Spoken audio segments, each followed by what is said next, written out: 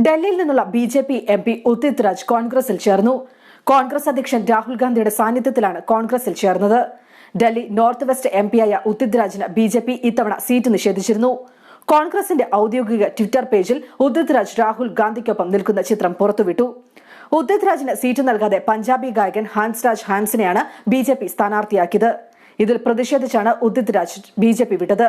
ബി.ജെ.പിയിലായിരുന്ന സമയത്ത് പേരിനൊപ്പം ചേർത്തിരുന്ന ചൌക്കിദാർ എന്ന പദം കോൺഗ്രസിൽ ചേർന്നതിന് ശേഷം ഉദിത് രാജ് നീക്കം ചെയ്തു.